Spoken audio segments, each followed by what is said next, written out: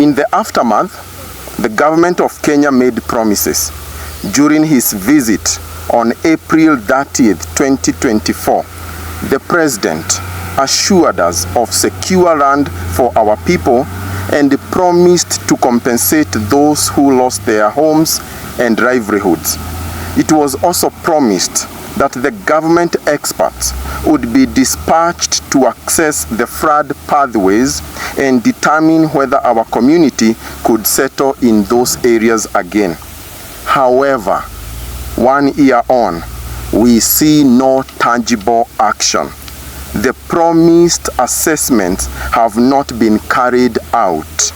The land remains unsafe and our people continue to suffer. The government's assurance of compensation for rent and the repair of roads and bridges have not been fulfilled.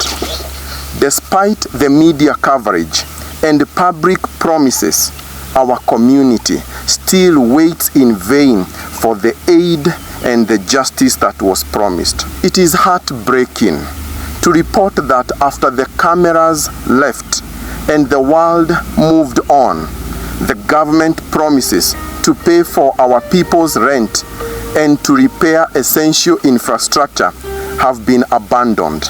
Our people are still living in fear, struggling psychologically, with some even frightened by the mere sound of rain. The trauma inflicted by this disaster lands deep. The government appears to be prioritizing the repair of the railway infrastructure, restoring it as if nothing happened, without addressing the urgent needs of our community. The disconnect is painfully clear. While the railway is being constructed, our people's suffering continues unchecked. Our dear government of Kenya, why have you failed to send the experts promised on April 30th to assess the pathway of the floods and recommend the way forward? Why have you failed to honor the pledge of Kenyan shillings 300 million promised on May 9th, 2024 through the Ministry of Housing for the rebuilding of new houses for our people? Why promise and not deliver? The journey of the victims of the floods, it has not been easy. There's been a lot of suffering and pain. We have visited everybody, every family that was affected by the floods, and we have witnessed a lot of pain and suffering that's still ongoing.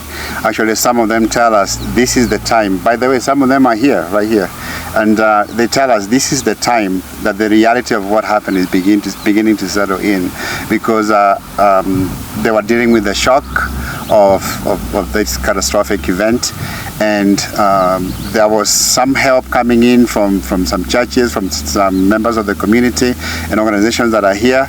But now that that help is waning, it's a very, very difficult time for them. So we have had to look for professional counseling for many of them. There's quite a number of people in this community who are suicidal right now.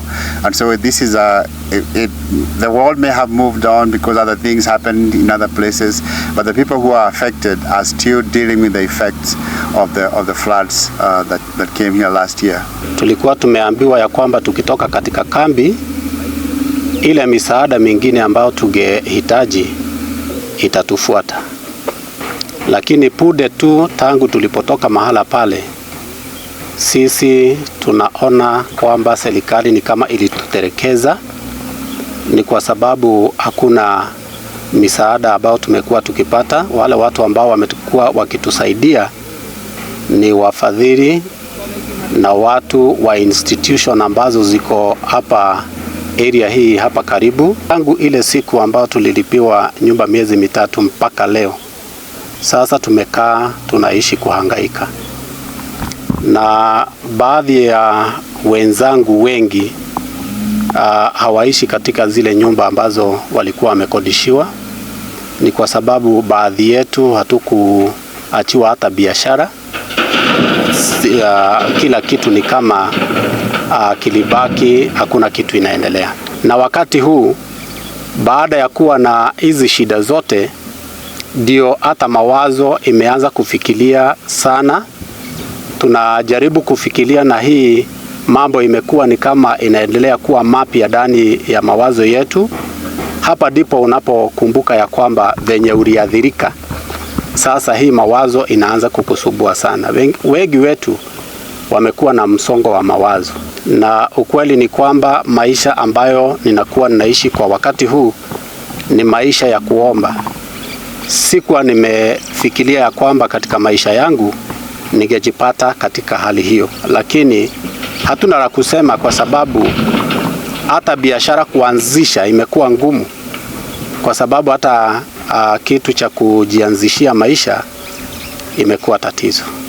Sasa vitu yangu yote ilienda na maji, ng'ombe, mbuzi 50 na ng'ombe 2, moja na mjao yake.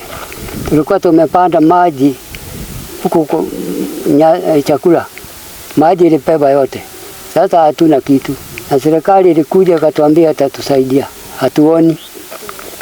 Sasa bado tuko na tabu tu, hata baada ya kulala nyumba ilipomolewa, hatuna ni kutafuta mahali unapewa pa kulala.